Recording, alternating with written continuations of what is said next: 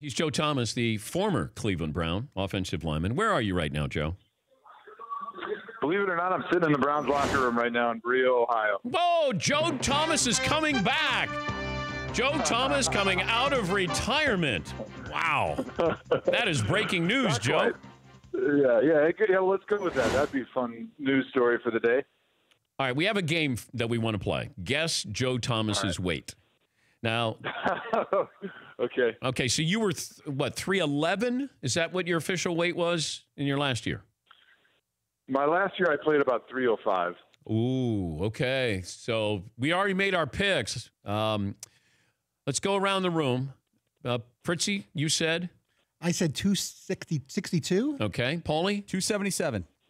Seaton? 290. All right. And McLovin? 267. I went with your jersey number and threw a 2 in front of it, Joe. So I went 273. Joe Thomas's official weight. 269. Okay. McLovin, what did you have? 267. Okay, well done. Yeah, you didn't go over. I went over. All right, Joe, thank you. That's all we needed. Good luck. All right, yeah, we'll talk to you later. So what are you doing at the Browns facility? Yeah, you know what? I'm still rehabbing my elbow injury from the fall, and I'm also trying to stick around the rest of the spring through minicamp to help some of these offensive linemen, some of the young tackles that hopefully are going to be taking over for me. Are you retired?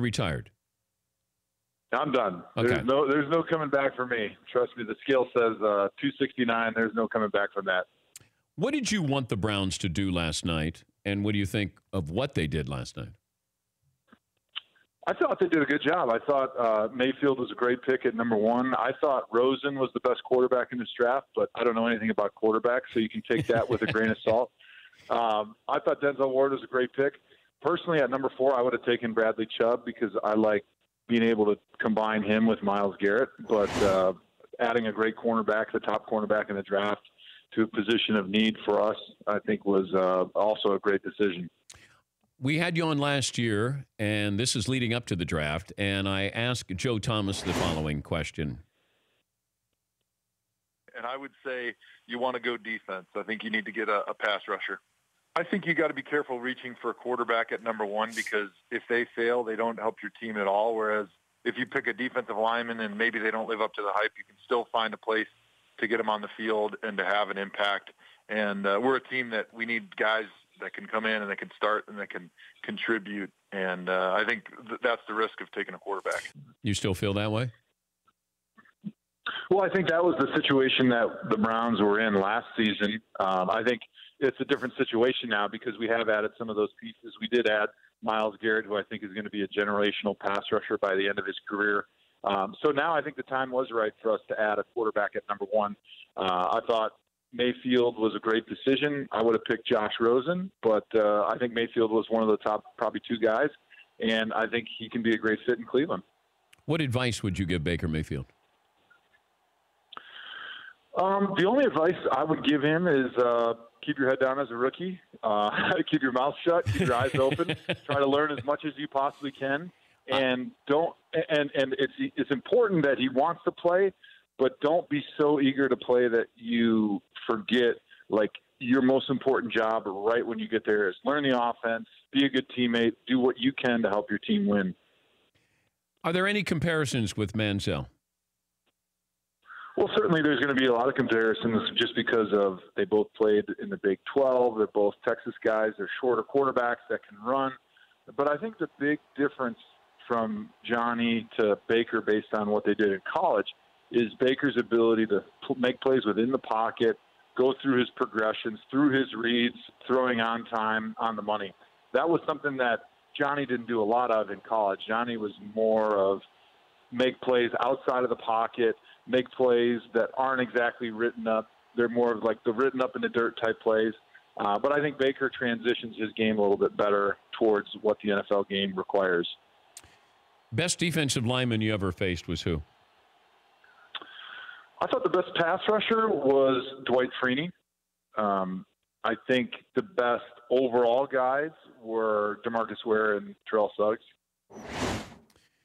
Who did you need help with? Did you ever ask for help? My pride was too much to ask for help, but when I got it, I was happy about it. No matter who I was going against, I'd always take it. Did you ever talk to these guys? You're not a talker, right? No. The talking that I did was basically to try to sweeten them up. I would ask them how their family was, talk to them about nursery rhymes and things to make them docile. I learned early on that you don't want to poke the sleeping bear. If Terrell Suggs is out there and he's taking a nap during the game, don't get him fired up by trash talking him. Did you ever apologize to a quarterback after a sack? Actually, yes, I did. It was my rookie year. It wasn't even in the regular season. It was in the Pro Bowl.